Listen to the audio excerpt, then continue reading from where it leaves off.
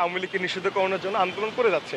তো আমরা যেমন জুলাই আন্দোলনের পর আমরা জুলাইকে ধারণ করার জন্য গ্রাফিতি করছি, এটা আমরা এখন আওয়ামী লীগকে নিষিদ্ধকরণ চাইতেছি। আওয়ামী লীগকে নিষিদ্ধকরণের জন্য আমরা গ্রাফিতি করলাম, যেন এটা মানুষ দেখে, এটা যেন সবাই এটা বিষয়ে সচেতন হয়, এটাই। আর হলো গিয়া সামনে আমরা লিখেছি যে জুলাই বিপ্লবের ঘোষণাপত্র কোথায়।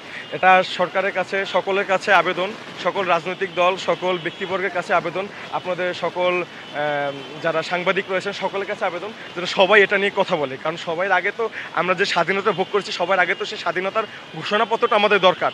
আমরা দেখেছি মার্চ ফর গাজা হয়ে গেছে, মার্চ ফর গাজার প্রোক্লেমেশন চলে আসছে, কিন্তু আমাদের জুলাই বিপ্লব ঘোষণার জুলাই বিপ্লব আজকে প্রায় 1 বছর হতে যাচ্ছে, কিন্তু তার ঘোষণাপত্র কোথায়? তার বৈধতা কি? তার বৈধতা কোথায়?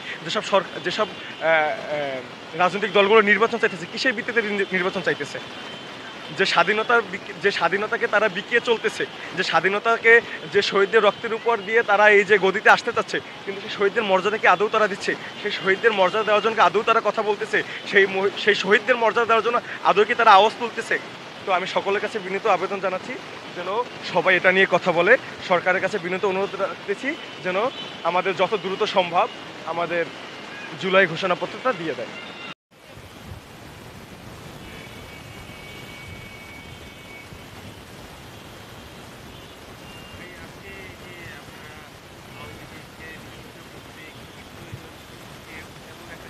আপনারা এখানে টিপ্পনী লিখছেন, আসলে আপনাদের মতামতটা কি আমরা যে আসলে আমরা এখানে আমাদের প্রথম লেখা হলো কি আওয়ামী লীগকে নিষিদ্ধ করতে কি কি প্রয়োজন।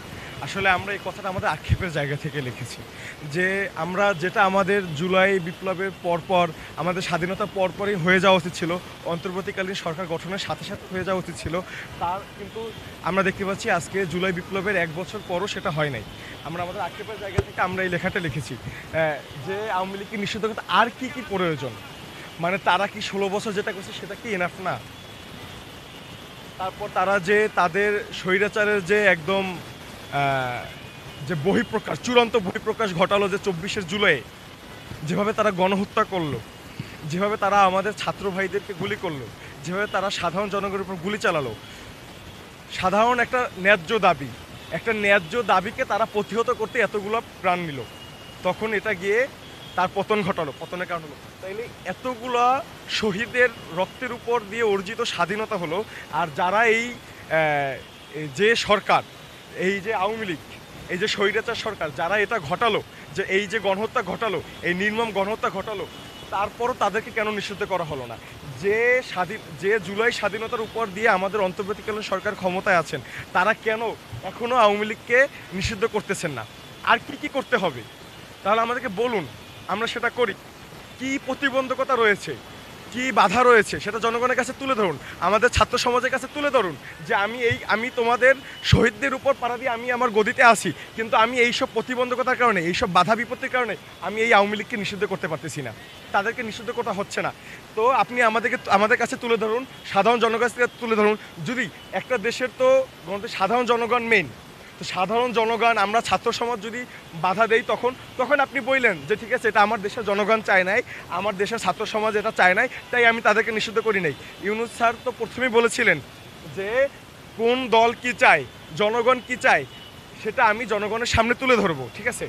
তো আমি তার কাছে অনুরোধ করতেছি যে আপনি সেটা তুলে ধরুন। আওয়ামী লীগকে নিষিদ্ধ করতে যে আপনার যেসব প্রতিবন্ধকতার সম্মুখীন হচ্ছেন, এখনও কেন নিষিদ্ধ করতে পারতেছেন না, কারা সেখানে বাধা হয়ে দাঁড়াচ্ছে, আপনি সেটা জনগণের কাছে তুলে ধরুন। জনগণ রায় দিক, ছাত্র সমাজ রায় দিক। যদি ছাত্র সমাজ তখন সেটা না করে দেয়, সাধারণ জনগণ যদি সেটা না চায়, তখন আপনি সেটা করেন না। কিন্তু আপনি জনগণের কাছে আগে রায় দিতে দিন, জনগণকে রায় দিতে দিন, ছাত্র সমাজকে রায় দিন। দেখেন, আমাদের এটাই দাবি, আওয়ামী লীগকে নিষিদ্ধ করতে হবে।